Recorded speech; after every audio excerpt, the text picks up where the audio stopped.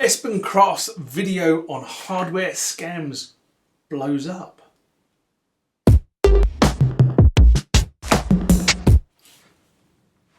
Now, I suspect many of you who watch videos on this site also watch the videos on the site of Espen Kraft, especially when you consider that I have about 5,000 subscribers to this channel and Espen has 92,000 subscribers to his channel.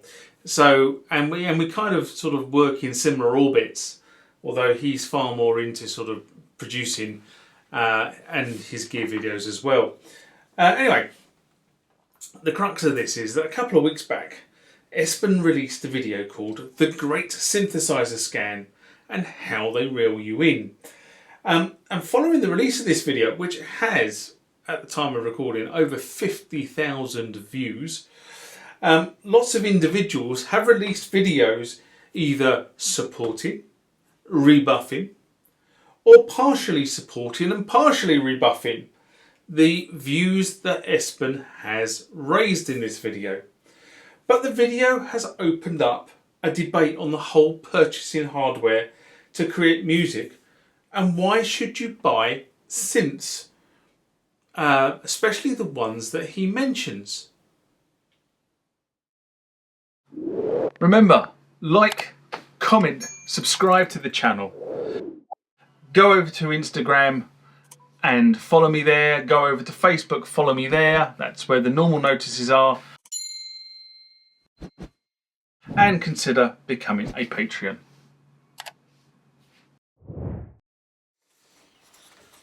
So I hear you ask, what synths have fallen into the spotlight? And of course I'm assuming that you haven't watched Espen's 12-minute rant on this subject.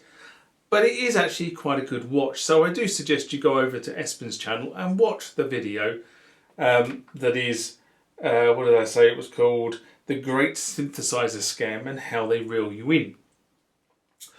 But the synths that fall into Espen's focus, and these are literally how he reels them off on the video: the Oberheim OBX8, Sequential Prophet Rev 4, or, as he puts it, any other sequential instrument, but later in the video goes on to mention the Sequential Prophet X, the Roland Jupiter X, the Roland Juno X, the Moog Muse, the Atura Polybright 12, the Udo Super 6 Gemini, the Meyer EMI MD900. He says MT9000, but I think it's the MD900.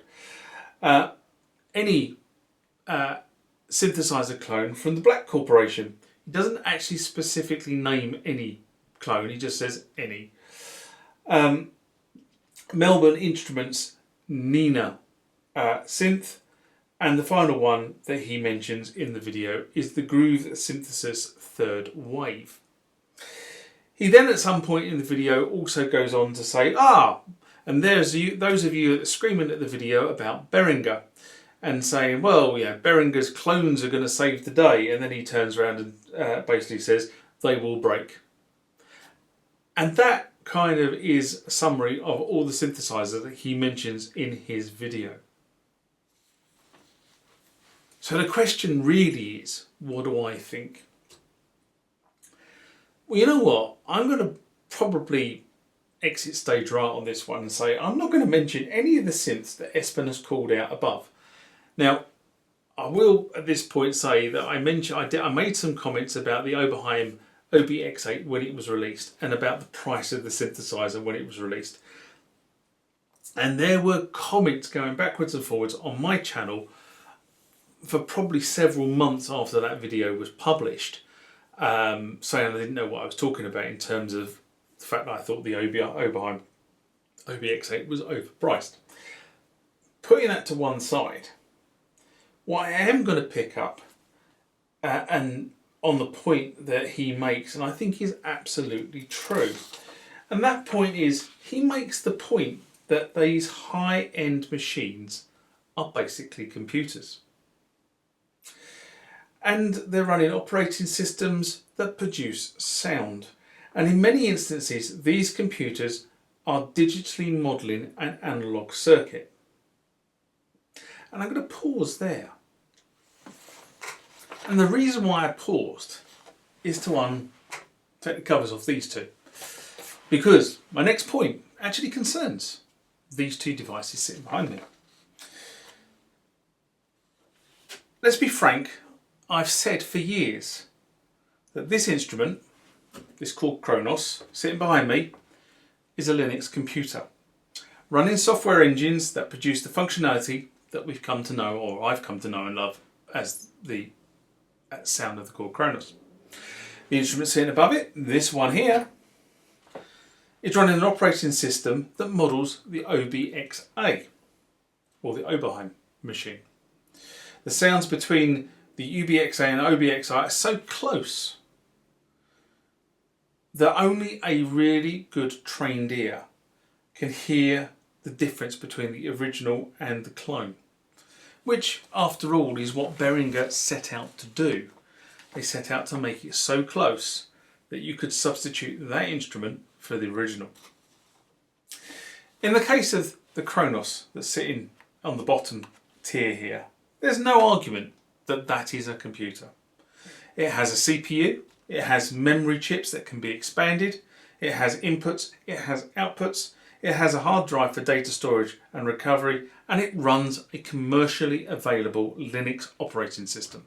Yes, it's been tinkered with by Korg, but the basic Linux kernel it operates is a commercially available, off-the-shelf available operating system. If that's not the true definition of a computer, then I don't know what is in today's language. Now, the Behringer machine that sits above it is a little bit harder to define. Still has a CPU, it has memory, but that's fixed. You can't expand it, or as far as I'm aware, you can't expand it. Somebody probably jump in and say you can. It does not have a hard drive, and although it runs an operating system, this is not a commercially available operating system like the operating system of the core Kronos.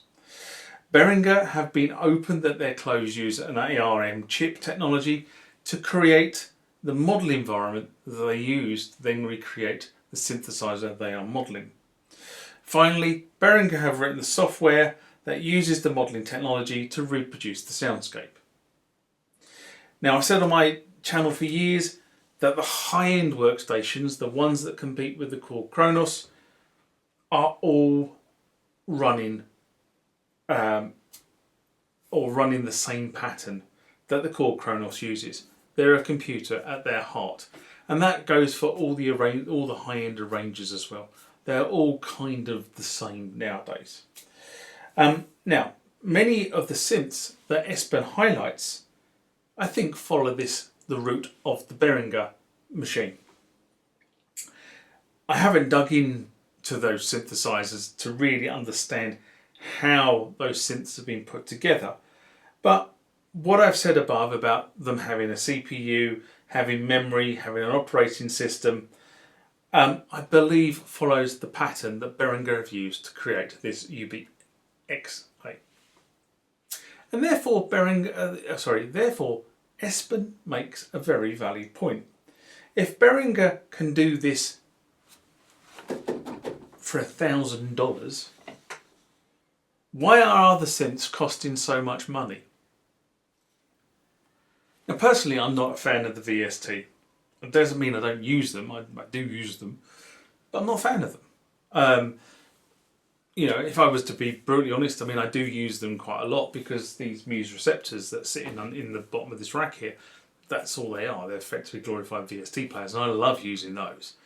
But in terms of the VST and just purely in a computer environment, no, I don't like using them. I don't know what it is. But the reason I use hardware is because personally the way I work and my workflow is I like the tactile feeling of hardware and the way that hardware goes around producing a sound. Now, it doesn't necessarily mean I won't use a computer to produce sound. Yes, I will. But it's kind of, I just find the sort of hardware is more organic in the way that my brain works. And in respect, he is right. I do collect hardware. You only have to look to my right as I'm looking at camera, and you'll see all the hardware that I have. You know, this is all of an age when 5-pin DIN MIDI, as in the stuff that uses these connectors, ruled the roost. So I believe hardware is and pivotal to electronic 80s music, and that's my personal preference. Now, would I be so bold as to tell you what synthesizers to go and buy and not to go and buy? No, I wouldn't. The reason why I say that is because I've always said, and I say it all the time to people when I'm talking to them or when I'm talking to camera, that the way you need to make music is using the tools that you need to get the job done. If that means you need to go and buy a piece of hardware, buy a MIDI controller, buy a drum machine, buy a DAW, buy a computer, whatever. It's whatever you need to get the job done. And yes, you can get sounds from many of these iconic synths that Espen calls out in a VST format. And some of these are free, some of these cost you a few dollars, some of these cost you many dollars. But they are considerably cheaper than the equivalent hardware platform. Would I give up my hardware setup? Not bloody lightly. And of course, you know, the way the industry is going at the moment with VSTs and artificial intelligence, why the hell do you need an artist in the first place? You just tell the AI what you want and it will spit out music along the theme that you've given it, which I think kind of is upsetting and sad.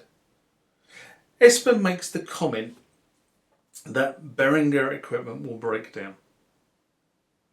I'll be honest, with my experience, that none of the equipment I have purchased from Behringer has actually gone wrong. Yes, some of the items do have quirks in their firmware. I won't deny that, because sometimes you do, oh, it should be doing that and it's not doing that. And we have had firmware updates from Behringer to correct the bugs. But these are functional bugs, these are not actual the hardware breaking down. So I've been able to work my way around these functional bugs until the fix comes out, and then of course you have to then relearn another workaround to work with the fix. But I've been able to do that. But none of my Behringer equipment has broken down. So I don't gig my equipment, so that's probably one of the reasons why my stuff has stayed fairly intact. It doesn't get thrown around in the back of vans, it doesn't get manhandled by unscrupulous roadies, it doesn't get drinks spilt in it by people going, "Oh man," yeah. I get none of that because I'm very careful, and the way that this place has been put together is I've got places for drinks there and I've got places for drinks there, but I don't have places for drinks anywhere near the keyboards. And the one last comment I'll leave you with, because I didn't understand this. Espen's video, he makes reference to being with a high-class escort. I'm assuming that he must mean a Ford Escort Mark I Mexico, because they're the only high-class escorts I recognise. And on that note, I'm going to say, live long and prosper. I'll see you next time. Bye-bye.